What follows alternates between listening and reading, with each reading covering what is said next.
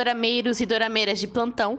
O dorama de hoje é um dorama que eu não vou mentir, eu demorei um pouco pra ver. Já comecei, parei, comecei, mas eu finalmente consegui finalizar um dorama incrível que com certeza ficou na memória de vocês, dorameiras e dorameiros de plantão, que é a Odisseia Coreana, né? Que com certeza quem viu Goblin tem necessidade de ver esse dorama, né? E quem viu esse dorama tem que ver Goblin, porque eles são perfeitos pra mim, são doramas que assim, você tem que ver um e tem que necessariamente ver o outro. Tudo bem que você vai ficar um pouco arrasado psicologicamente, mas assim, com certeza vale a pena, são doramas incríveis que tem assim uma grande carga tanto cinematográfica como de ótimos atores, uma trilogia assim muito bem trabalhada com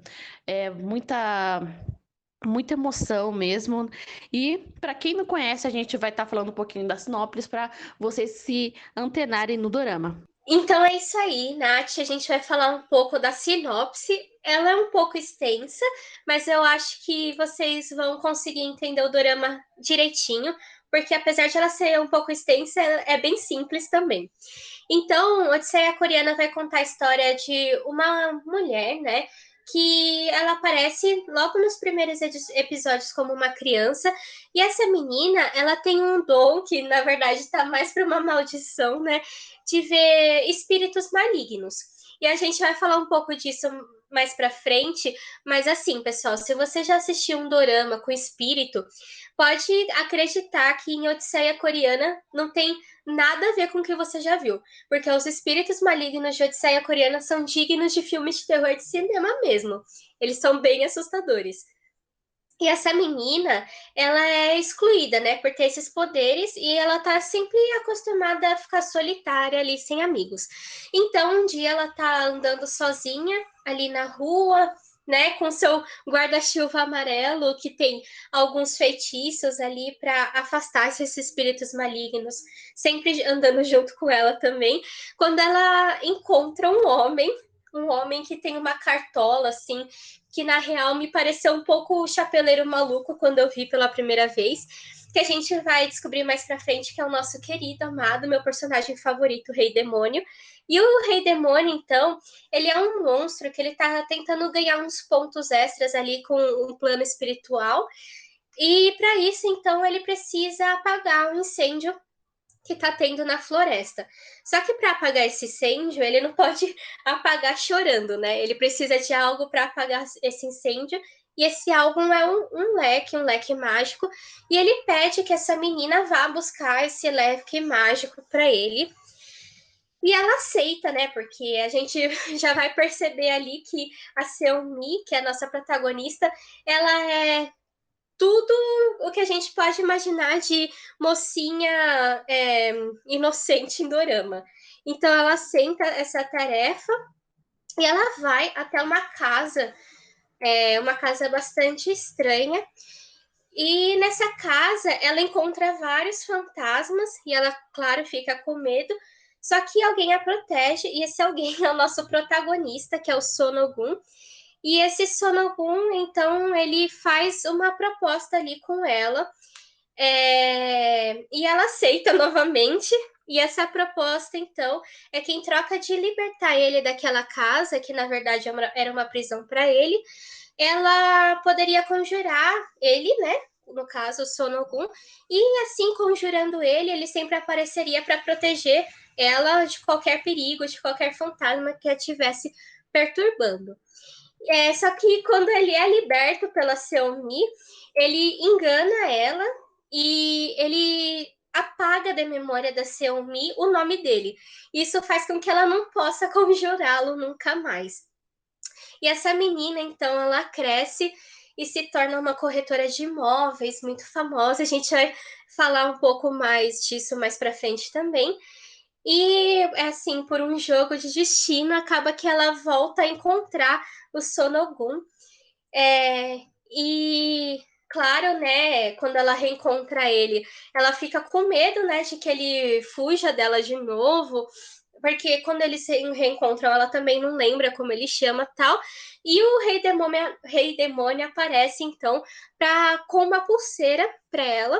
E essa pulseira faria com que o Ogun ficasse conectado com ela sempre e não pudesse fugir mais. E o grande diferencial da nossa protagonista é que ela tem um sangue, né? Um sangue doce, que atrai todos os demônios. E um sangue que, assim, ele não é só atrativo, mas só que ele deixa os demônios mais fortes. Então, por isso que, na verdade, é um milagre ela estar viva depois de todos esses anos. Eu acho realmente um milagre. Ela deve ter cerca de uns 30 e poucos anos. E ela só se protegeu com guarda-chuvas e feijões vermelhos. E é um milagre ela chegar até essa idade, né?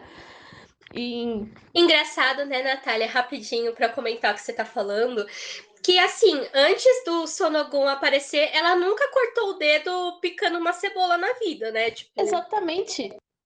Ela nunca percebeu que, acho que é o meu sangue que me torna tão especial. Não, foi algo assim bem aleatório. Ela só descobriu mesmo depois que ela encontra o mocinho e acontecem todos aqueles eventos aleatórios, né? E basicamente o drama eles vão seguir para entender, né, qual que é a missão dela e a missão dele, qual que é o objetivo de tudo isso, né? Deles se encontrarem, né? Por ela ser especial. Aí é nessa linha em que vai seguir o dorama, né? E logicamente do Sonogun querendo se libertar dela, se livrar dessa responsabilidade, né? é isso aí, Nath. Eu acho que Odisseia Coreana é um dos doramas que estão ali nos cânones de doramas mais recentes. Ele é bem pontuado assim pelas dorameiras, então com certeza ele tem muito mais ponto positivo do que ponto negativo. Então, eu gostaria de abrir com você, Natália, assim, o que você acha de mais positivo em Odisseia Coreana? Eu tenho uma lista, assim, extensa do que eu acho de positivo dele, depois eu continuo. Nossa, Bruna, agora você me pegou, porque eu também tenho uma lista extensíssima sobre Odisseia Coreana, porque eu acho que, assim, não é só um ou dois fatores que tornam esse dorama incrível, é o conjunto de tudo, porque é um dorama que, assim, ele é bem trabalhado em todos os setores. Ele tem uma ótima trilha sonora, ele tem uma trama maravilhosa, ele tem personagens engajados, assim, muito envolventes, que você quer saber mais deles, quer você sofre com todos eles.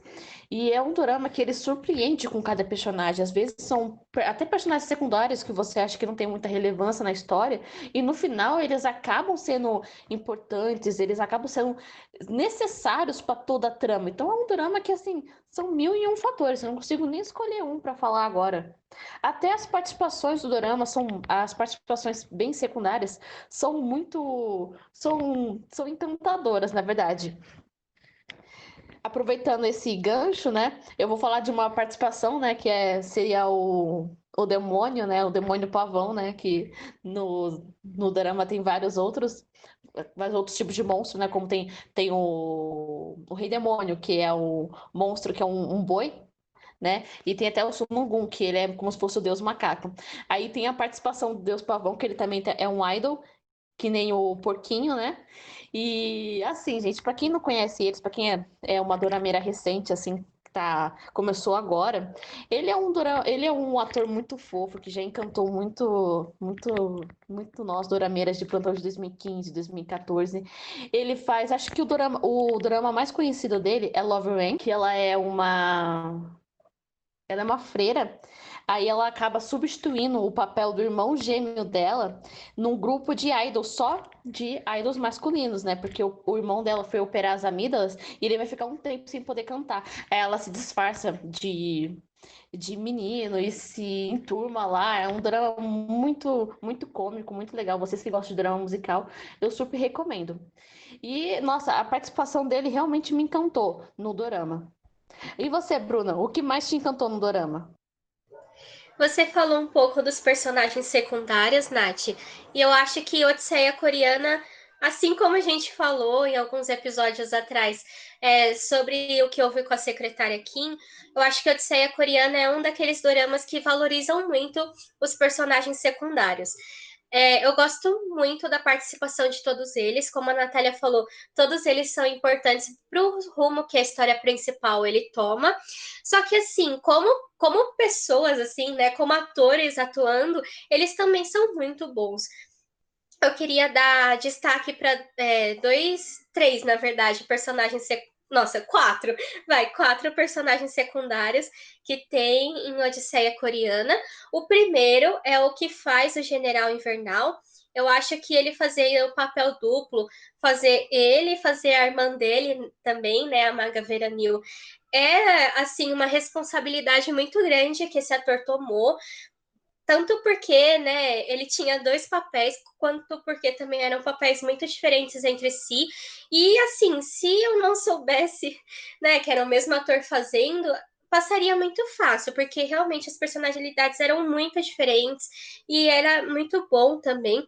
Quando acontece uma determinada coisa mais pro final do dorama, e ele acaba tendo essas personalidades um pouco mais distintas, digamos assim, a gente percebe, né, o quão foi impactante para o ator fazer duas pessoas tão diferentes.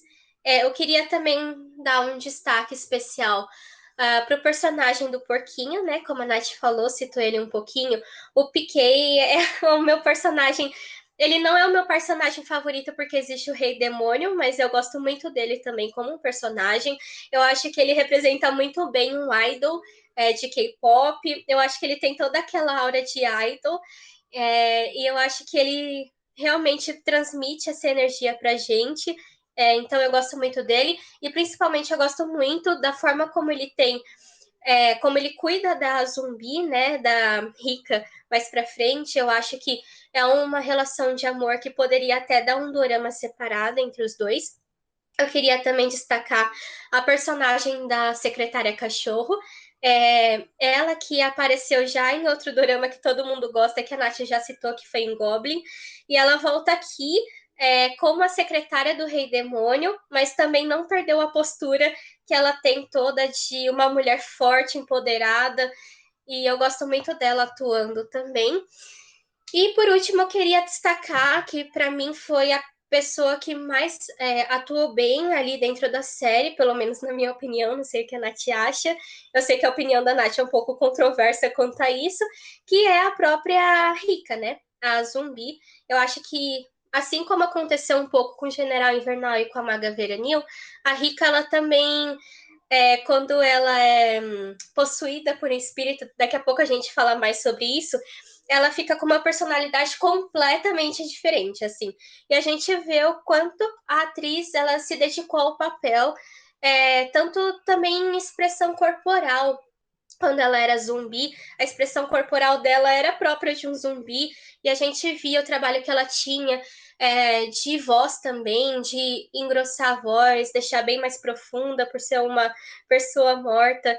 Então, eu acho que, para mim, assim, em termos de atuação, ela é o destaque em Odisseia Coreana, até porque a gente não pode falar que a protagonista, que a mocinha, é um destaque de atuação, porque ela não é.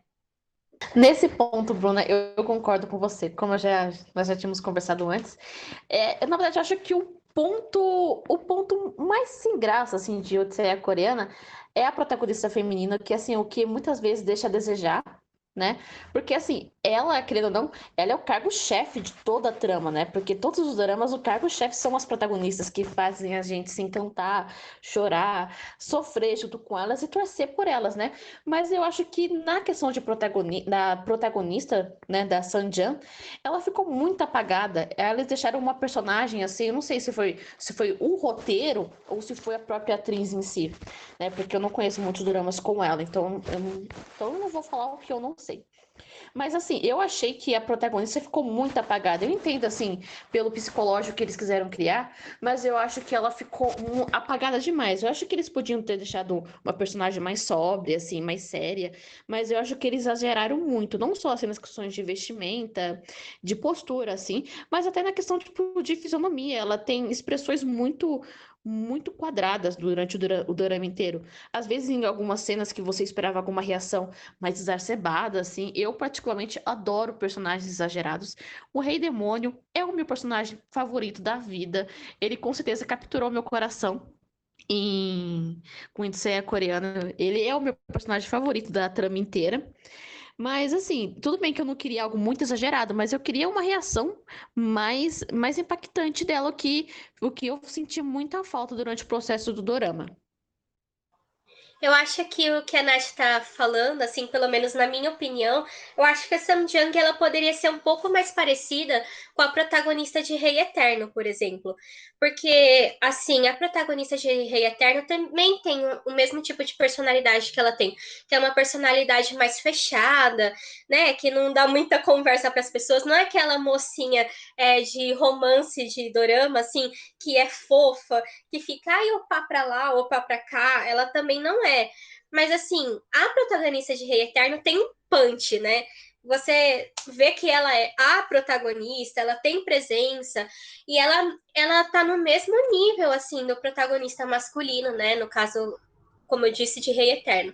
Aqui, eu acho que o que evidencia ainda mais o fato de a protagonista Samjang ser apagada é o parceiro que ela tem. Porque, assim, o Sonogun, ele é muito, muito perfeito, assim, em termos de personagem, né? A gente tá dizendo. Então, destoa. E assim, aí ela não tem pra onde fugir, porque ou ela tem cena com Sonogun, que assim é um must do que a gente chama de anti-herói, ou ela tá fazendo cena com o Rei Demônio, que é o cara, é o rei da comédia, é estriônico, é uma diva, ou ela tá fazendo cena com a Zumbi, que é uma excelente atriz e tá se entregando de corpo e alma ao papel, então ela não tem muito para onde fugir, né? Um destaque, porque até com o funcionário dela, né, como eu disse lá na sinopse, ela se torna corretora de imóveis, até o funcionário dela tem mais expressão que ela, então não tem nem para onde fugir. Nossa, Bruna, eu não podia falar com outras palavras. Exatamente isso que você falou. Ela realmente ela se apaga no dorama. Ela falta presença na parte dela. E basicamente toda cena que ela protagoniza com outro personagem, ela se apaga. Por exemplo, até atores de menores partes, como o Piquet. Né? Assim, ela simplesmente some. E assim, cara, ela é a protagonista. Ela tinha que ser mais impactante, ter mais presença, como a Bruna falou. E assim, eu acho que não se adere à história triste que ela teve, porque assim, ela é para ser uma protagonista forte, assim, de poucas palavras, assim, mas de presença. Porque assim, na verdade, eu entendi ela como uma protagonista forte, mas eu achei ela fraca em vários outros aspectos emocionais. Mas assim, pelo que eles retrataram da história dela, é para ela ser uma protagonista forte, porque assim, ela foi uma das poucas protagonistas até mesmo da história dos doramas coreanos, né, que eu já tô acostumada a ver, que ela aproveitou o talento dela, né, de ver espíritos e tudo mais, para ganhar dinheiro, para ter sucesso na vida profissional dela. E assim, não é fácil. Então, eu esperava pela história de vida dela, por ser uma pessoa sozinha e tudo mais, ela ser muito mais forte, tipo, não só em questões tipo de atitudes, como também tipo de ser uma mulher mais impactante. Mas não, ela é uma mulher super apagada até na hora de fechar negócios, assim, tipo, acho que ficou um pouco vão essa personagem. Eles deviam ter trabalhado um pouquinho mais. Mas a gente vai começar a falar melhor sobre os pontos negativos de Odisseia Coreana um pouco mais pra frente, né, Nath? Porque a gente ainda tem muita coisa boa para falar. E eu queria destacar, então, o bromance maravilhoso que existe em Odisseia Coreana entre o rei demônio e o macaco, né, o Sonogun. Eu acho que se não existisse Goblin na minha vida de dorameira, com certeza a Odisseia Coreana teria o meu bromance favorito. Porque as cenas em que os dois estão juntos são muito legais. E eu gosto muito dessa competitividade que eles têm, assim, super infantil de quem vai, entre aspas, tá, pessoal, ferrar mais a vida do outro. Aí eles ficam nessa competição de, não, você fez isso comigo, agora com vingança eu vou fazer isso com você. Aí você fez isso comigo com vingança. Mas aí, quando eles sentam na mesma para jantar, eles conversam normalmente e você vê que eles se amam, né? E isso retrata exatamente como os irmãos vivem mesmo, né? Eu que tenho 6 irmãos, é exatamente assim, um provoca o outro, é, faz as coisas com o outro, mas só que na hora da refeição tá todo mundo junto, na hora que precisa tá todo mundo lá, um ajudando o outro, entendeu? E eu achei um bromance muito mais natural, né? Porque do que a gente vê em outros doramas, né? Porque assim, eles são literalmente irmãos, é porque eles se conhecem literalmente há milênios, né? E é alguma coisa assim que foi muito bem trabalhada, até os times de comédia que os dois fazem juntos são necessários na trama, até até pra gente entender como que é o relacionamento deles. Então eu achei perfeito o bromance de Odisseia Coreana. Uma coisa que eu adorei em Odisseia Coreana, né? Aproveitando que a gente falou do bromance, é o Rei Demônio. Que assim, eu acho que foi um personagem que, assim, na verdade, ele surpreendeu durante o drama inteiro. Porque, assim, não só pelos times de comédia, mas também pela profundidade que esse personagem ganhou na trama inteira, na necessidade e tudo mais, na evolução que esse personagem teve. Eu, sinceramente, é o meu personagem favorito da vida, assim. Eu gostaria de muito de ver um dorama dele, de continuação de Odisseia, pra ele conhecendo o filho dele, ele ficando lá com a rainha mãe. Nossa, pra mim ia ser perfeito. E, e você, Bruno, o que você acha dele? Assim como você, Natália, o Rei Demônio se tornou o meu Adichie favorito de 2020. Como você disse, né? Ele tem uma profundidade, assim, eu acho que uma profundidade emocional também muito grande, né? Ele até serve como um conselheiro amoroso, né, em certos momentos, para o Sonokun. E ele realmente, né, a gente chama ele de rei demônio, né, porque no caso ele realmente é um rei demônio, só que ele não é um ser maligno, assim, em nenhum aspecto. É claro que ele não tem os mesmos sentimentos humanos, né? A série. Eu gosto muito da série porque ela deixa isso muito claro de que todos ali são monstros, são deuses, e eles não têm os sentimentos que a gente tem como ser humano, então eles são muito mais práticos, e eu acho que isso vem muito da experiência de vida, né? De milênios que eles têm. Mas em termos de amadurecimento de emocional que o Rei Demônio tem, eu acho isso muito especial, porque, né, ele passa 1000 anos, né, tentando resgatar a pessoa que ele ama, e ele não é apaixonado nesse resgate. Eu explico. Ele não sai atrás, mete as mãos pelos pés. Não, ele é paciente. Ele vai construindo ao longo do tempo, né, se melhorando, fazendo ações boas para a humanidade, para conseguir ser Deus um dia e poder resgatar essa mulher que ele ama. E ele realmente, né, se guarda para ela, sempre pensa nela e tem uma relação muito bonita que, assim, para mim foi uma das relações de romance mais bonitas que eu vi nos doramas de 2020, né? No caso, que eu assisti em 2020. E além disso, quando eu vi o Rei Demônio pela primeira vez, eu já sabia que eu ia gostar dele, porque eu gosto muito de personagens divônicas, como ele é. Só que eu achei que ele não ia muito fugir disso, sabe? Eu achei que ele ia trazer para si esse estereótipo de, mano, eu sou um rei, eu sou diva, eu falo, você passou, e eu não tenho muito mais profundidade. E na verdade, ele realmente tem. Ele dá conselhos muito bons para o Sonokun em várias situações. Ele gerencia todo um império que ele constrói. Ele é muito. Eu gosto muito da relação que ele tem também com a secretária cachorro. É uma relação muito bonita de amizade dos dois, também de milênios. Então, com certeza, o Rei Demônio se tornou um dos meus personagens favoritos de 2020. Na verdade, no dorama inteiro, se a gente levar em consideração, tipo, antes da trama e tudo mais, eu acho que ele é o personagem que ele já começa muito humano, muito assim, porque ele pensa muito nas outras pessoas, mesmo sem querer, né? E como a Bruna mesmo falou, foi realmente surpreendente, porque na verdade eu achei que ele ia ter uma profundidade, sim, achei, mas não uma profundidade da magnitude que teve durante o dorama. Na verdade, eu achei que ele ia ser um personagem, mais ou menos complexo, né? Que ia mais servir para aliviar aquelas tensões, aqueles momentos tensos durante a trama. Mas não, ele realmente ganhou uma profundidade, assim, uma importância que foram semi-iguais. E na verdade, o romance secundário tem muito mais história do que o próprio romance principal da trama, né? Porque se pararmos para pensar, o drama de 1000 anos, ele tentando salvar, ela reencarnando e morrendo de forma trágica, ele tentando salvar ela e não conseguindo. se a gente parar para pensar só na história em si, é muito mais trágica do que a história da Sanjam e do Sonogum. E eu acho que também uma coisa que eu gostei muito no dorama é toda a questão da trama, né? Que tem várias referências. E também eu achei a trilha sonora muito bonita.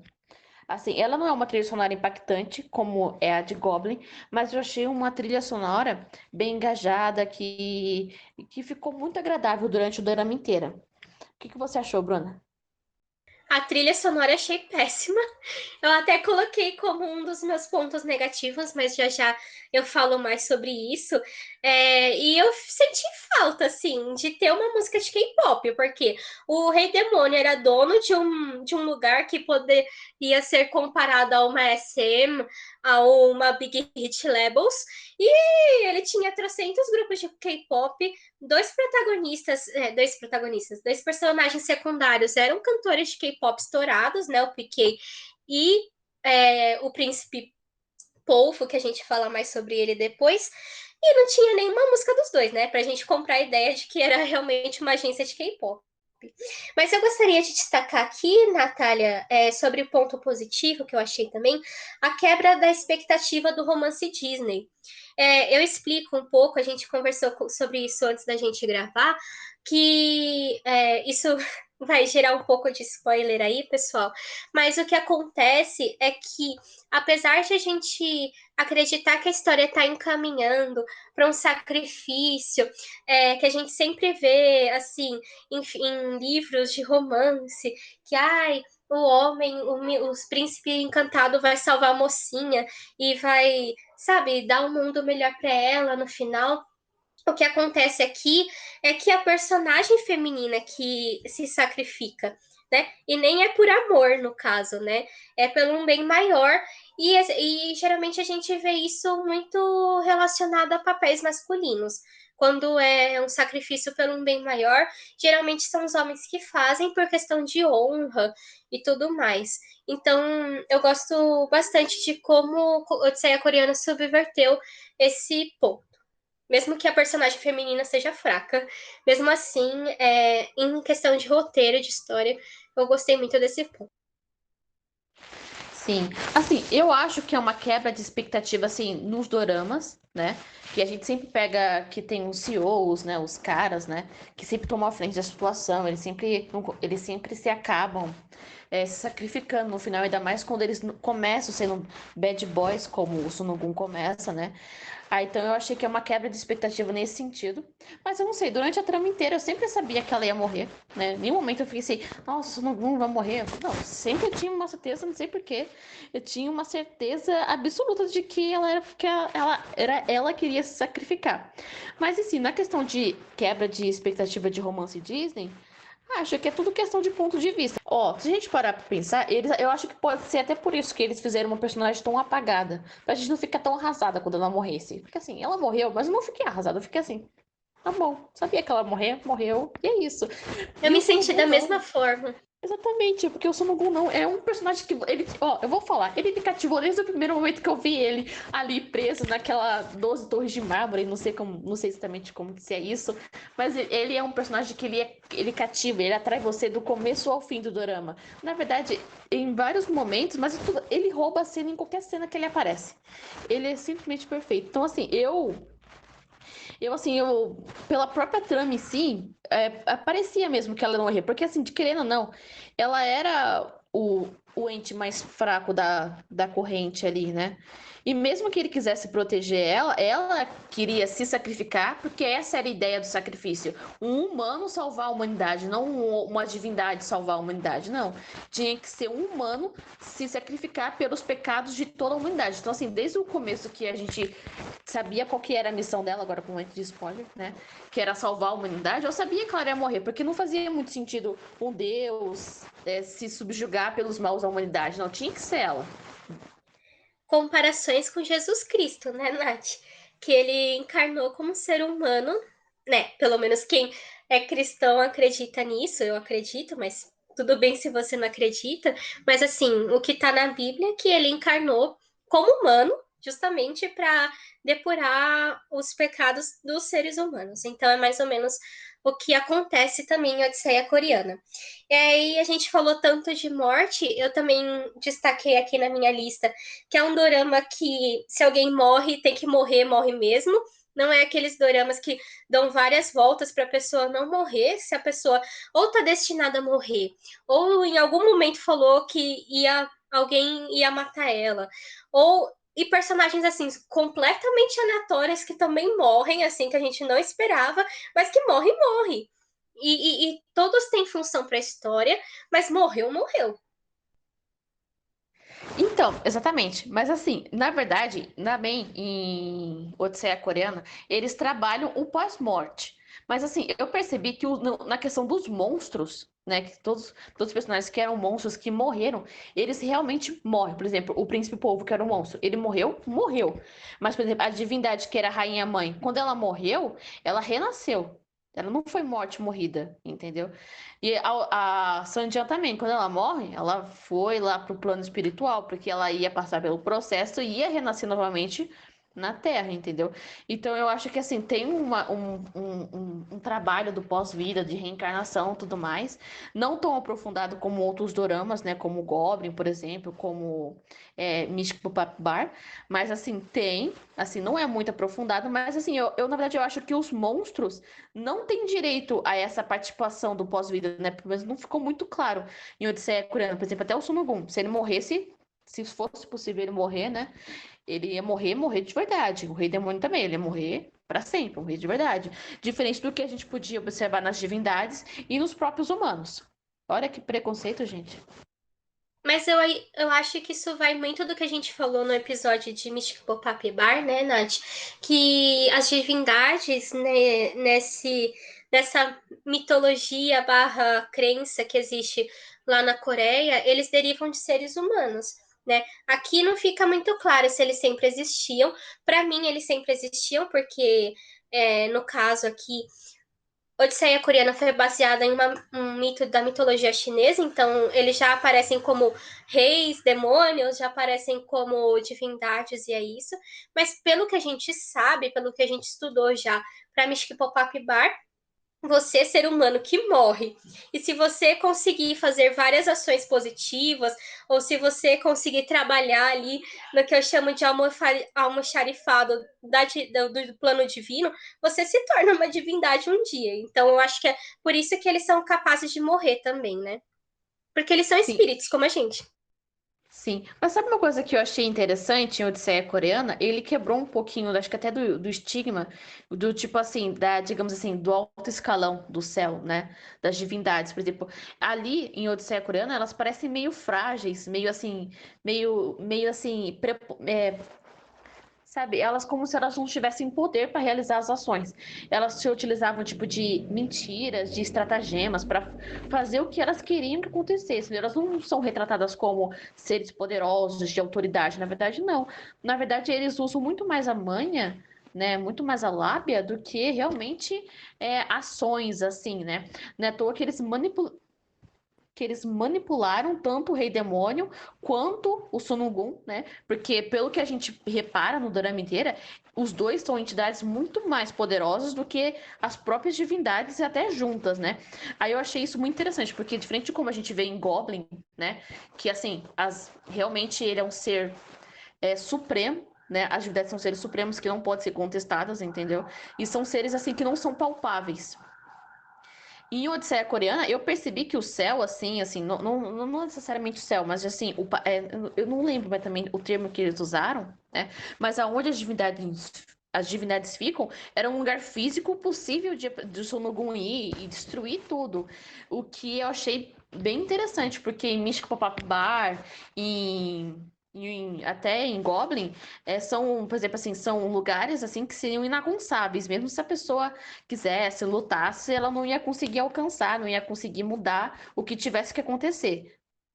E outra coisa que eu gostaria de te destacar como positivo também, a gente já falou tão mal da Samjang, mas eu preciso dar o braço a torcer que, pelo menos para mim, o amadurecimento dela enquanto jornada de aumento da autoestima, para mim foi um ponto interessante. Porque no começo ela realmente não se achava capaz de nada, achava que ela precisava ser protegida o tempo inteiro. Ela tinha medo dos fantasmas que ela via depois de 40 anos nas costas vendo fantasma. Ela continuava com medo dos fantasmas que ela via. E no final do dorama, ela já estava muito mais consciente do papel que ela tinha. Ela não via mais problema em tirar a pulseira do Sonogun, mesmo que ele não amasse ela de verdade. Então a gente vê uma jornada de amadurecimento mesmo, como mulher, como pessoa, e ela perceber que ela sim era capaz, que ela sim também era muito importante, que ela tinha um papel extremamente relevante ali, e ela assumir isso para ela, tanto quando ela volta como fantasma, isso já tem tudo spoiler, tá, pessoal? Mas quando ela volta como fantasma para conversar com o Sonogon, eu acho a conversa deles muito interessante, porque ela realmente está muito madura. Ela não fica desesperada falando, não, me traz de volta à vida, sabe? Faz alguma coisa pra gente ficar junto. Na verdade, ela só quer liberá-lo, né, de toda a mágoa e daquela pulseira que ele tá ali ainda usando. Então, mesmo que eu não goste tanto assim da Samjang, eu gosto muito dessa virada que ela tem. Então, eu gosto muito da parte assim que ela consegue entender a missão dela, do que ela tem que fazer, dela se sacrificar e assim dela ficar em paz consigo mesma e com a decisão que ela tomou, porque acho que isso que me chamou atenção no fim do drama, ela ficou em paz, ela não ficou assim arrependida e nem assim querendo mudar o fato que aconteceu, ou querendo ser é, ou querendo voltar à vida depois dela ter se sacrificado pela humanidade. Eu acho essa parte muito legal.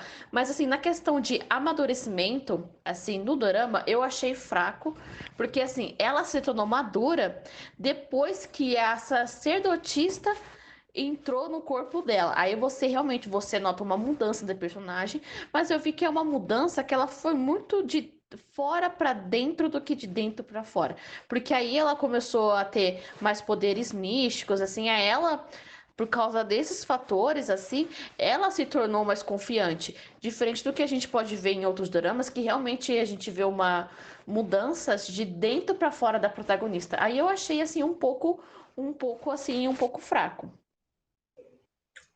Eu acho que esse é o podcast que a gente vai mais discordar, Nath. Porque eu não concordo, assim. Para mim, o momento de virada que ela teve de amadurecimento foi quando ela pediu para aquela espírito maligno que roubava as almas das crianças roubar a alma dela, para ela deixar de ser a Samjang.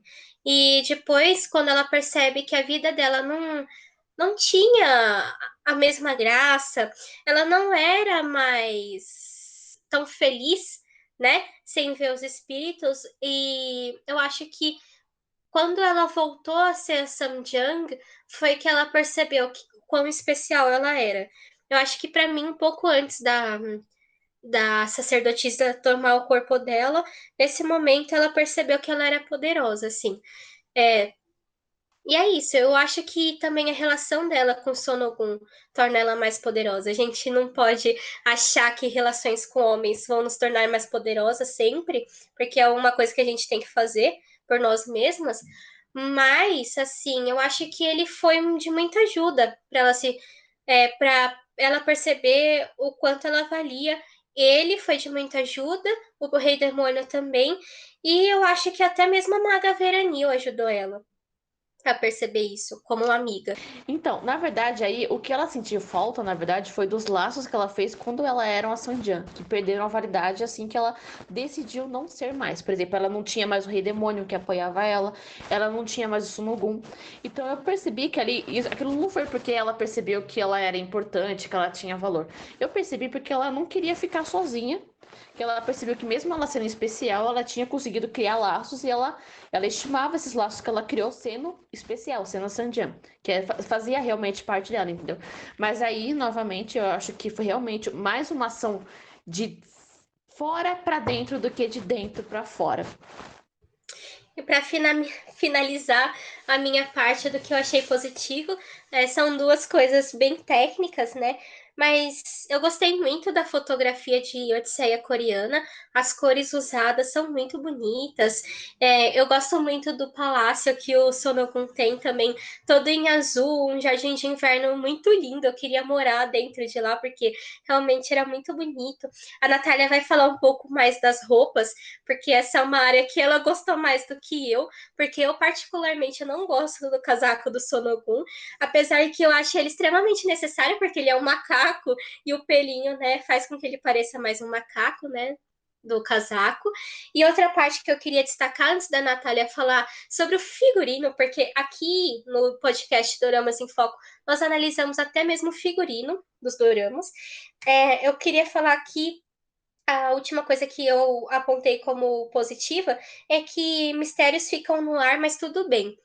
Muitas coisas ficaram no ar como mistério, mas não foi algo ruim, né, para a história do Dorama, como por exemplo aconteceu no podcast passado que a gente fez sobre W, que tem muitos furos, mas são coisas ruins. Eu acho que aqui em Odisseia Coreana tem mistérios que ficam no ar, mas tudo bem. Faz parte da história também, faz parte de toda a narrativa que eles quiseram construir. E eu, particularmente, sou do time que não quero que tenha uma segunda temporada de Odisseia Coreana. Ponto positivo, assim, que me chamou atenção no dorama são os trajes masculinos, que eu acho que eles realmente foram impactantes e roubaram a cena, muitas vezes até das próprias mocinhas da série. Principalmente o Sonogrun e até o Rei Demônio lá com aqueles sapatos, com aquele guarda-chuva. Nossa, eu achei muito carismático, assim, muito diferente. E algo que assim a gente não costuma muito notar, né? Porque os opas, né? Os protagonistas masculinos dos doramas, eles sempre usam aqueles clássicos, os ternos e assim, tudo mais. Eles não, eles foram ousados, por exemplo, Sunungun com aquele casaco de pele maravilhoso. Eu fiquei totalmente encantada com ele, com aquele casaco de pele, gente. Vou ser sincera, fiquei até triste que no meio do dorama ele parou de usar, né? Pra mim ele é perfeito, ele podia usar aquele único casaco do dorama inteiro, que é pra mim eu achar muito perfeito.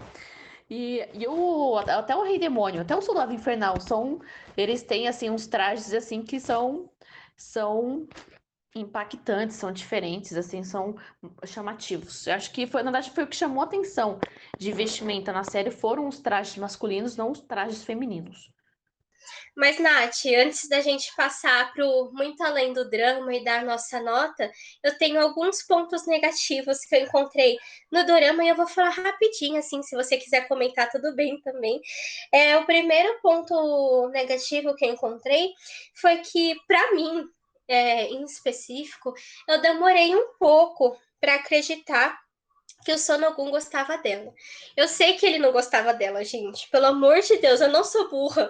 Eu sei que ele não gostava dela no começo, que ele queria comer ela, assim, né? Assassinar e tomar o sangue dela para se tornar mais poderoso. Enfim, eu sei disso, pessoal. Eu sei.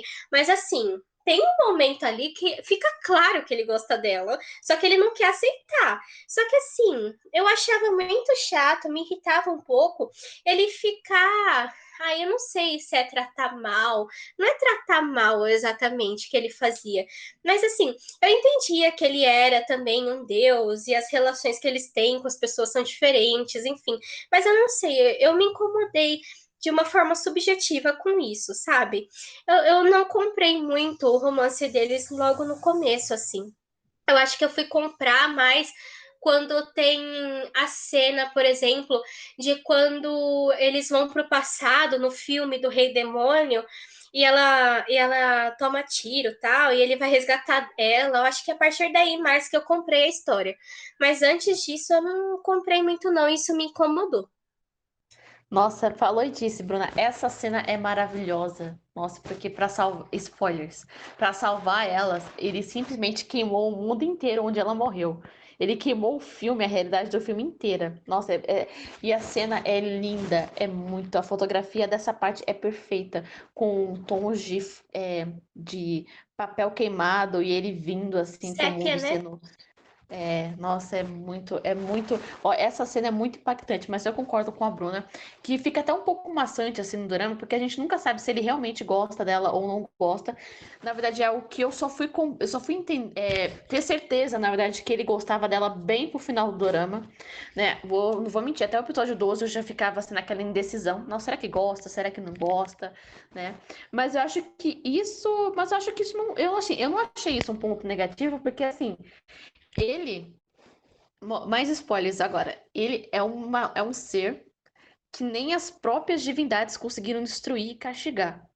Entendeu? Então eu acredito que tinha que ser assim, ter mostrado essa dificuldade dele de se abrir, né? De falar que realmente ele está apaixonado, de mostrar, né? Porque tinha que ser uma evolução bem lenta mesmo, né? Porque ele é uma divindade, ele é um ser que nunca, sempre foi egoísta, que nunca se preocupou com outras pessoas. Isso é da natureza dele. Mas eu achei isso necessário para a própria trama em si, entendeu? Mas quando a gente se dá em conta, quando ele também se dá conta que ele realmente ama ela, é simplesmente perfeito. Porque depois do episódio, lá pro episódio 15, 16, a própria Sanjian, né, que ela já tá mais, digamos assim, que ela já tá. Ela já sabe qual que é o propósito dela e já aceitou isso, né? E ela aceita tirar a pulseira, né? A pulseira que controla ele, né? Que faz com que ele ame ela, né? Tecnicamente. Ele não quer tirar a pulseira e todas as cenas que ele falou que não queria tirar a pulseira porque ele gostava desse sentimento de amar ela, ele queria continuar amando ela. Gente, essas cenas pra mim foram perfeitas, foram incríveis e me impactaram bastante. Bom, a segunda parte que eu acho que a Natália vai concordar comigo agora é que era impossível, pessoal, que a Samjang, desde criança, não desenvolveu nenhuma forma melhor de se defender do que um guarda-chuva, né? Com poderes ali, com orações escritas para afastar os espíritos. E guarda-chuva esse, aliás, que ficou esquecido mais pro final do dorama. Ninguém se lembrava mais dessa porcaria desse guarda-chuva, gente. Como assim não se lembravam mais do guarda-chuva, sabe? Então, realmente isso, assim, não me deixou, nossa, ai, fiquei brava, né? Tô brincando, mas é um ponto assim que, pelo amor de Deus. Sim, e assim, o guarda-chuva, detalhe, era um guarda-chuva que ela tinha igual desde criança, ela nem teve o trabalho, tipo, de comprar um guarda-chuva novo, ele é literalmente o mesmo guarda-chuva que a avó dela deu pra ela. E eu não sei como ela consegue sobreviver com 35 anos, que acho que é essa a idade real dela no dorama, com se protegendo só com guarda-chuva e feijão. Acho que era Deus mesmo iluminando o caminho dela. Nossa, e assim, não é só questão do guarda-chuva. Pô, o guarda-chuva é legal, mas ela não mudou o guarda-chuva, não fez nada. Ela só lutava contra espíritos malignos com feijão, uma boa conversa e o guarda-chuva da avó dela. E outra coisa inacreditável também é o cheiro, não teve nem cheiro, o aroma bem fraquinho de triângulo amoroso que existe em Odisseia Coreana. Que, pelo amor de Deus, o que foi a entrada do Jonathan nesse dorama? Esse cara me impactou de tal maneira que eu lembro até o nome dele. E o cara é extremamente irrelevante, mas o Jonathan, assim, eu gosto do personagem dele, ele é engraçado falando inglês lá, tal, enfim, ensinando o funcionário da Samjang a falar inglês, eu gosto das cenas dos dois juntos, mas assim, que tentativa tosca. Assim, obviamente não era pra ter um triângulo amoroso ali em Odisseia Coreana, né, pessoal? Não era o intuito. Mas o cara nem fedia nem cheirava, nem chegou a balançar coração de ninguém ali, tipo, Na verdade, a gente ficou meio confuso pra que eles inseriram aquele personagem na trama, porque não tinha relevância nenhuma, não serviu nem pra nada, porque não serviu de triângulo amoroso, não serviu pra quebrar as tensões que tinha ali no meio da trama. Era um personagem que, até no final mesmo, eles não souberam como tirar o personagem da trama, porque eles colocaram do nada. Não, na verdade, eles colocaram como pra fazer um triângulo amoroso, pra fazer ciúmes do Sonogum, mas eu acho que eles não conseguiram aproveitar muito bem durante a narrativa e depois eles tiveram até dificuldade de tirar esse personagem, né? Tô aqui do nada o personagem olhou pra ela, eu vou fazer um filme no exterior, sendo que ele nem tinha feito o filme que ele veio fazer na Coreia. Aí ficou meio confuso, né? de fato, Natália. Mas uma coisa que realmente me incomodou, agora não é brincadeira, realmente me incomodou. Assim, eu gosto também da cena, mas no meu mundo ideal, se eu tivesse escrito Odisseia Coreana, eu acho que a zumbi, né, a Rika, ela poderia ter voltado, assim, nem que fosse por 3 segundos, para falar pro Piquet que ela gostava dele. Sabe, assim, tipo, volta a Rika, consegue tomar uma conta do corpo dela 3 segundos. Te amo, morre. É isso. Se eu escrevesse Odisseia Coreana, eu faria isso. Mas eu também gosto da cena, da da sacerdotisa falando para ele que a Rika gostava dele. Eu também gosto dessa cena, porque a sacerdotisa também gostava dele, enfim, aí fica meio na dúvida se é ela falando para ele que ela ama ele ou se é realmente uma coisa que ela sentiu dentro do corpo da Rika, enfim. E assim, eu acho que seria legal essa cena também, mas assim, eu acho que pela sacerdotista, que assim, eu acho que foi um final digno do personagem, porque ela ficou meio pela própria história da personagem, eu acho que ela merecia realmente um final assim. Acho que seria até um pouco desonesto com ela tirar esses últimos segundos de vida dela e colocar a Rika. Porque a Rika, na verdade, ela acho que pra mim ela foi só uma hospedeira, né? Sei lá, assim, ela teve um papel, assim, tudo mais, mas eu acho que não foi tão relevante quanto o da sacerdotisa, né? Na verdade, ela foi um, um vaso pra entrar, pra dar de gancho pra sacerdotista. E eu só quero falar então o último tópico aqui, também destacar mais uma cena antes da gente entrar no Além do Drama. O último tópico que eu falo, e que com certeza a Natália concorda, é que eu acho que foi tanta emoção no penúltimo episódio que o último episódio mesmo, o episódio 20, é muito morno, assim. É um episódio legal, é um desfecho interessante. A cena do Sonogun dirigindo o carro é muito linda, poderia estar em um filme e tal, mas é um episódio morno. E eu queria destacar também o que a gente estava falando um pouco antes, conversando eu e a Natália, que mesmo os personagens secundários têm histórias muito boas, a história do príncipe polvo também é muito legal, e a gente nunca imaginou que terminaria daquele jeito. Então, eu só queria deixar esse bônus aqui para vocês, de que se atentem nos pequenos detalhes, porque até mesmo as pessoas que são consideradas só os alívios cômicos, na verdade, têm histórias maravilhosas por trás, e a história do Príncipe Polvo é incrível. Eu só queria destacar 2 curiosidades que eu encontrei em um site sobre o dorama em si, né? Não sobre o Além do Drama que a gente vai começar agora. Uma curiosidade muito interessante é que antes de fazerem, né, o dorama, eles chamaram o ator Park Bo-gum para ser o macaco, para ser o Sonogun, mas ele não aceitou. E para quem não sabe de nome quem é o Park Bo-gum, ele tá muito famoso, né, nesse ano de 2020, porque ele é um dos protagonistas de Passarela dos Sonhos, que é um dorama da Netflix. E outra curiosidade que eu achei bem legal é que o Lee Seung-ki, que é o próprio Sonogun, ele recebeu o maior salário dado a um ator por um drama a cabo. Ele ganhou 120 milhões de won por episódio de Odisseia Coreana. Então, Bruna, assim, eu não consigo ver Odisseia Coreana com outro protagonista masculino, mas eu consigo ver tranquilamente com outra protagonista feminina. Por exemplo, a protagonista de uma das protagonistas de Mística Pop-Up Bar, a que faz a segurança, eu acho que acho que a personagem dela seria uma Sanjin muito melhor e até a atriz maravilhosa que fez Goblin. Nossa, seria um arraso. Odisseia Coreana seria outra coisa se fosse com essas duas outras atrizes ou com a visão de personagem um pouco mais semelhante, assim, um pouco mais impactante.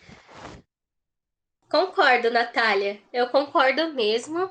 E a gente então segue para a parte do muito além do drama, pessoal, que para mim é minha parte favorita dos episódios aqui do Doramas em Foco, porque é onde eu sempre posso falar sobre história, sobre mitologia, que se você me parar na rua para conversar um dia, eu posso conversar mais de 10, 20 horas com você sobre esses assuntos.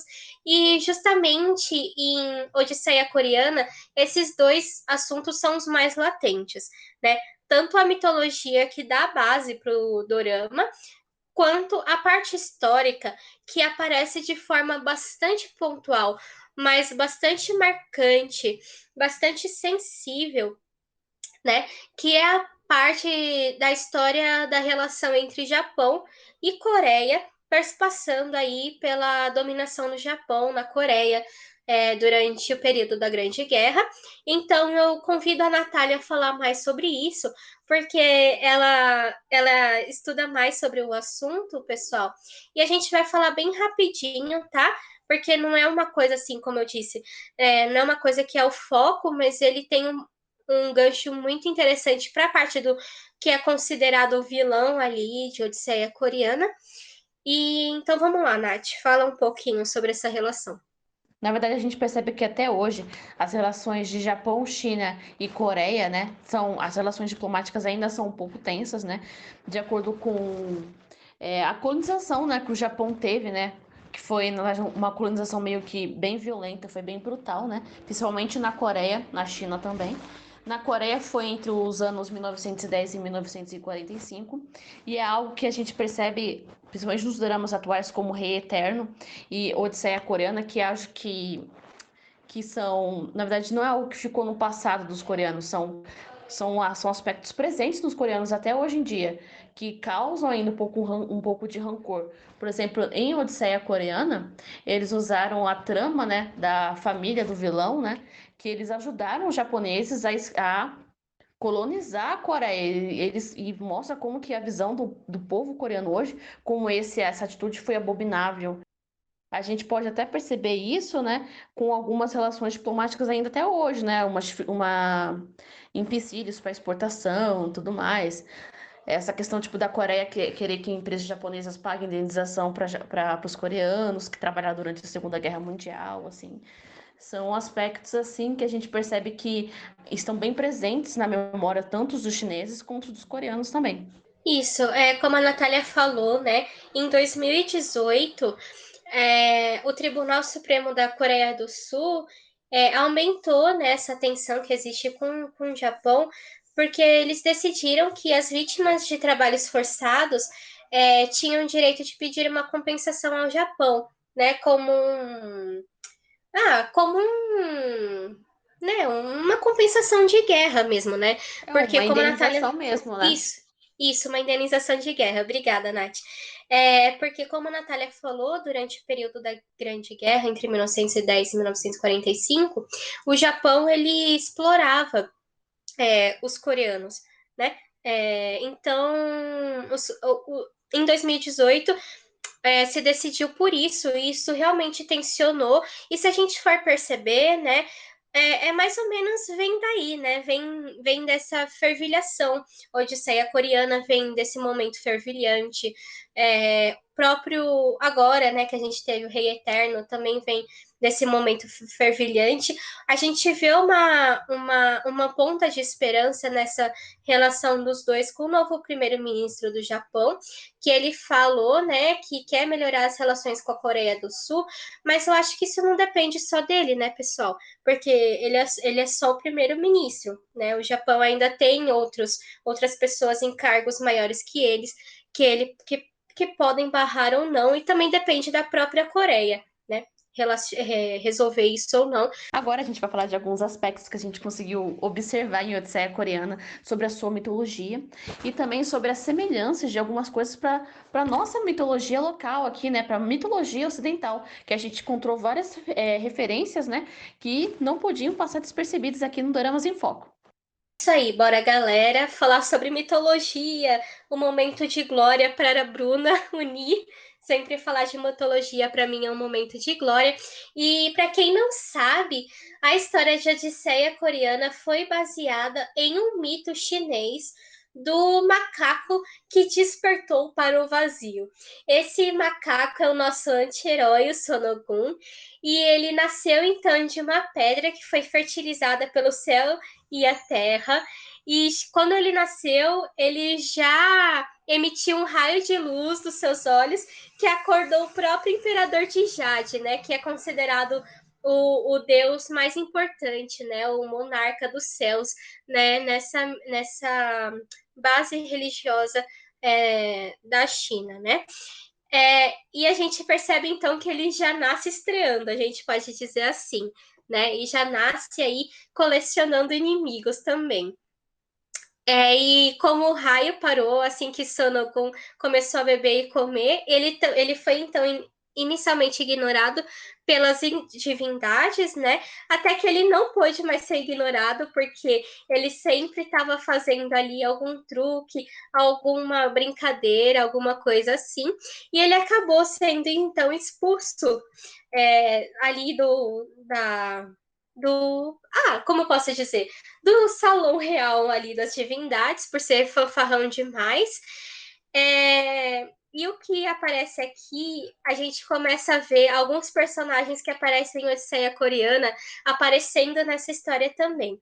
Como, por exemplo, o Dragão dos Mares. Para quem não lembra, o Dragão dos Mares em Odisseia Coreana é aquele senhorzinho que sempre está ajudando o Sonogun, que ele é conhecido ali por ser um exímio cozinheiro e ele é dono de uma marca de celulares, né, que seria Samsung, né, mas que fica ali velada que é a Samsung.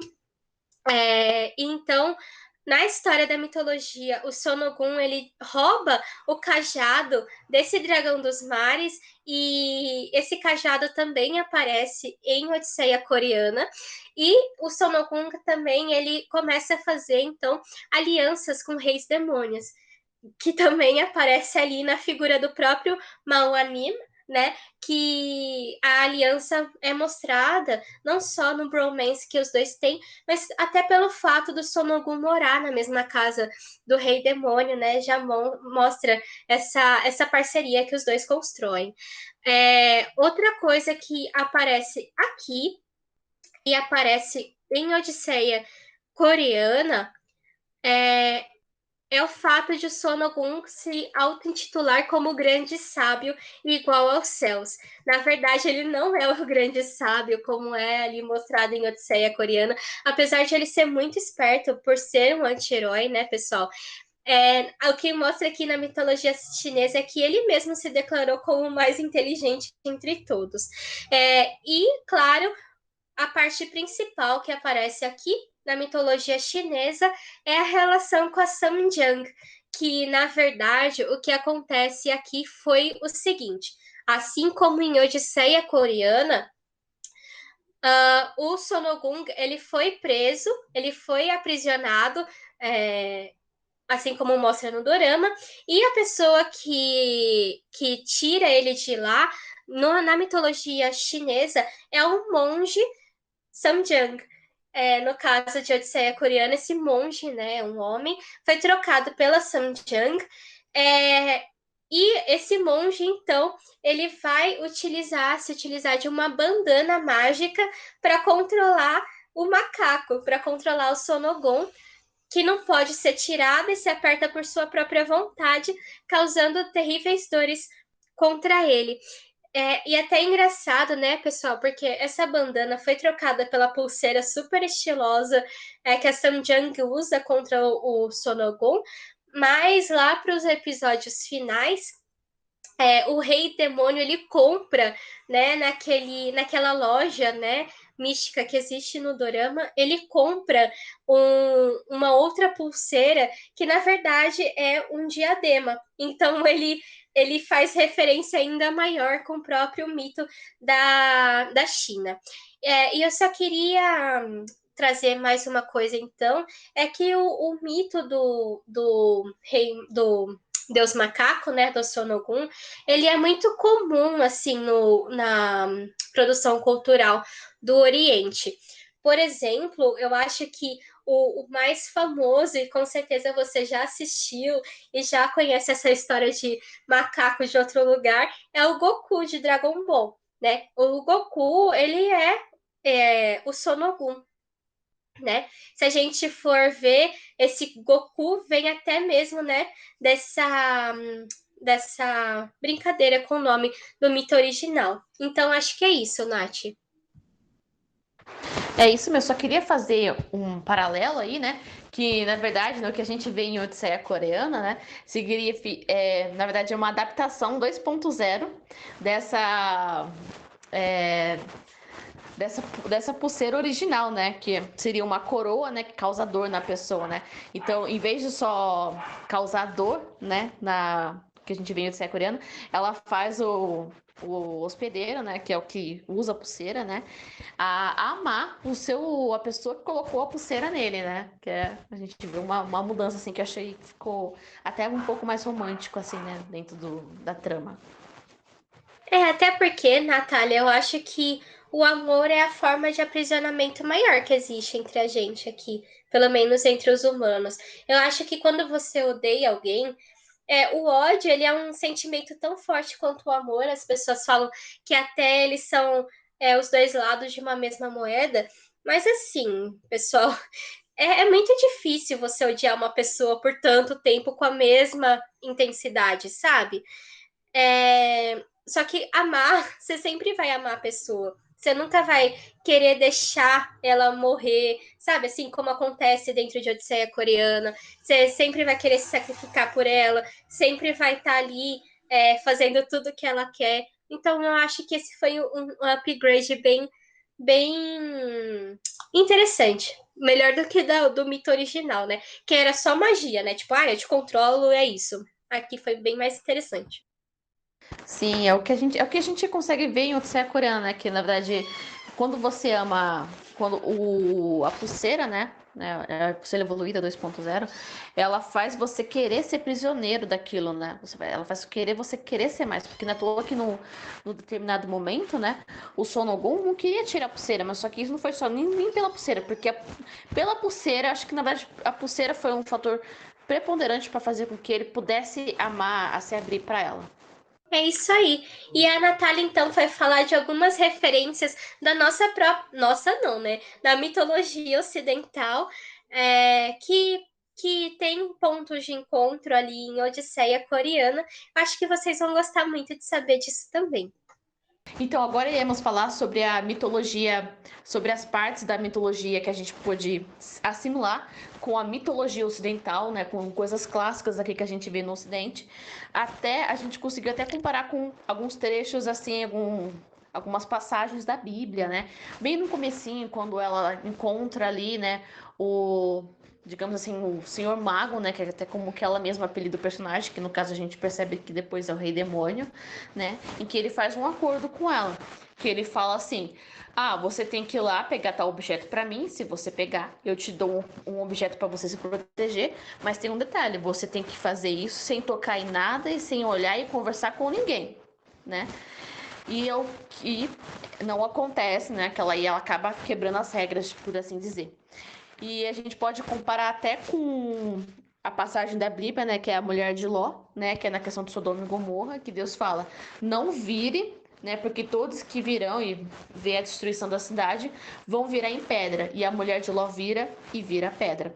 Também podemos fazer um paralelo nesse trecho com até o labirinto do fauno, né? Que chega lá o ser místico para a menininha e fala: passe sem tocar e sem conversar com ninguém, né? Ali naquela mesa cheia de fartura, né? E ela acaba não conseguindo, ela acaba lá comendo lá as guloseimas daquela mesa, entendeu? Então são partes que a gente conseguiu fazer uma assimilação com esse trecho assim, de Odisseia Coreana, mas também tem até a questão da caixa de Pandora, né? Que era liberta, digamos assim, o Sunugum, que digamos assim que pode ser considerada como o mal da Terra, né? Porque como ele é uma divindade muito poderosa, né? Que não tem limites, né? Então ela acaba liberando ele. E na questão do Orfeu, que a Bruna vai falar um pouquinho mais. Isso. A mitologia de Orfeu, pessoal, Orfeu era, né, um grego. Eu não lembro se ele era semideus, acho que não, mas ele era um grego lá, que ele era conhecido porque ele tocava instrumento, enfim, ele era super talentoso nesse campo da música, das artes, e ele tinha uma mulher que ele amava muito, só que o que acontece é que essa mulher morre. E por ele sempre, por esse talento, se eu não me engano, né? Por esse talento, ele tinha uma relação muito boa com os deuses gregos. Então, o Hades, ele permite que Orfeu tire essa mulher amada do submundo. né? Traga ela de volta à vida. Só que essa mulher amada, ela não pode olhar para trás. E o que ela faz, novamente, é justamente isso. Ela olha para trás e ela volta então para o submundo, né? E o Orfeu não consegue então resgatar o seu amor. Só que enquanto a Natália estava falando aí da história de Sodoma, de Ló e tudo mais, eu acho que a gente pode até puxar essa história de Odisseia Coreana para uma referência ainda mais antiga e mais basilar da Bíblia, que é a própria referência de Adão e Eva. Se a gente for traçar paralelos muito loucos, a gente pode encontrar na figura da Samjang a Eva. Eu acho que essa narrativa da tentação, ela é sempre muito conectada às mulheres, né? Deuses sempre falam para as mulheres não se tentarem e elas sempre se tentam e elas sempre destroem a humanidade com essa tentação. A Samjang é a mesma coisa, assim, né? Se a gente for parar para pensar. O rei demônio seria Deus falando para Samjang não comer a maçã da árvore, né? No caso da Eva, que seria Samjang não conversar com ninguém, e ela conversa, e a gente pode até enxergar na figura do Sonokun como a figura da serpente da árvore, né? Do fruto proibido. Porque o Sonokun que faz, né, com que ela se tente, liberte ele, e ele trapaceia, e ele engana ela no final, que é o que a serpente faz com a Eva também, né? Então, eu acho que dá até para. E claro, né? Como a Natália falou, assim como a Eva trouxe os males do mundo para a gente, pelo menos para todas nós mulheres, né? No caso que a Bíblia fala, enfim. Em Odisseia Coreana, quando a Samjang ela liberta o Sonogun de lá, ela traz o mal entre o clã divino aí, e ela também, né, dá o aval, assim, para que toda a história dos dois comece, né, para esse salvamento aí da humanidade, enfim. Nath, eu não sei se eu viajei muito comparando o Sonogon com a serpente da árvore Não, na proibida. verdade eu achei perfeita a comparação. Acho que não podia ser outra coisa, né? Porque ele literalmente ele manipula ela, né, para fazer o que ele quer. Na verdade, ela até para uma criança, né, você vê que ela é bem inteligente, né? Porque ela percebe que ele quer que ela apague as velas, mas por um motivo. Ela até tenta negociar, mas ela ainda você vê que ela é bem inocente, né? Mas eu acho que isso é uma comparação ideal. E acho que a última comparação ocidental que a gente pode observar, né, é da questão tipo do rei macaco, né, do deus macaco, o Sonogum, ele não conseguir beber álcool, né, que é o mesmo caso que a gente pode ver até em filmes atuais, né, como Percy Jackson, né, que tem lá um instrutor, né, que acho que é o deus Basco, não é, Bruna? E teve um Isso, como atrito forma de com punição, né? O Dioniso, isso, ele não é, pode mais beber Dionísio. vinho, que na verdade ele é o deus do vinho, né? E ele não pode mais beber vinho, fazer seus bacanais, enfim. E a mesma coisa acontece com o Isso. Sonogum, né? Isso, ainda mais porque era uma paixão dele, né, do Dionísio, e a mesma coisa que o Sunugum, porque a coisa que ele mais prezava, né, o Sunugum, era a bebida alcoólica, e as divindades conseguem tirar isso dele como penalidade, digamos assim. É isso aí. E a gente não deu a nossa nota, então, final pro Dorama, Nath. Qual nota que você daria? Olha, eu vou dar um 9,8, porque, na verdade, eu até daria um 9,7. Na verdade, eu achei o Dorama incrível. A única coisa que realmente eu não curti muito, que eu acho que impacta diretamente na nota final do Dorama, é a protagonista feminina, né? Por as razões que a gente já discutiu aqui durante esse episódio, né? Mas mesmo assim, é um Dorama incrível, com uma trama perfeita, com várias referências. Então, mesmo assim, acho que merece, mais do que merece, uma nota alta. Então, 9,8. Quase um 10. E eu dou 9,7 pelo mesmo motivo da Natália. A personagem feminina principal, ela ela esfria o dorama. Eu acho que essa é a palavra melhor que se pode ter para ela. E também, por alguns pontos, como eu falei anteriormente, de que eu não comprei o romance dos dois assim tão repentinamente. Então, até eu acreditar nessa história demorou um pouquinho. Mas eu não poderia dar outra nota que senão alta, porque tem personagens secundários incríveis, uma fotografia incrível, e é um dorama que não vale ser comparado com Goblin, gente. Eu acho que a gente tem que parar de comparar a Odisseia Coreana com Goblin, porque os dois doramas, eles são bons por si só, sabe? Porque fica parecendo muito que Odisseia Coreana é o Dolly de Goblin, sabe? É o refrigerante Dolly de Goblin. E não é, tipo, eu não acho, sabe? Então, pessoal, assistam a série coreana por ele. Não assistam esperando que vai encontrar um Goblin, que vai ser um genérico de Goblin, que não sei o quê. Assistam por ele. Concordo 100%, Bruna, ainda mais porque, assim, quando eu falei, no caso, pra quem viu Goblin, veja a Odisseia Coreana, porque, assim, eles estão no mesmo nicho de fantasia, do mesmo, assim, então quem gostou de Goblin, com certeza vai gostar de Odisseia Coreana, e quem gostou de Odisseia Coreana, com certeza vai gostar de Goblin.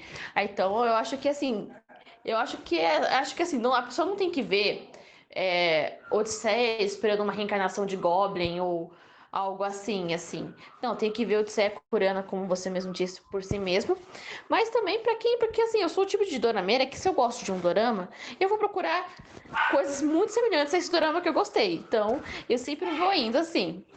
Então, eu acho que é isso. Eu gostaria de agradecer a Natália por esse episódio especial de Odisseia Coreana, um dorama de 2020 que realmente tem um lugar especial no meu coração, principalmente pelo Rei Demônio.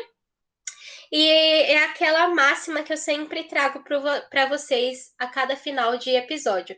A gente não tem tempo para nada, ainda mais nessa correria de fim de ano, mas tempo para assistir dorama a gente sempre tem. Então é isso, tchau, pessoal. Tchau, tchau!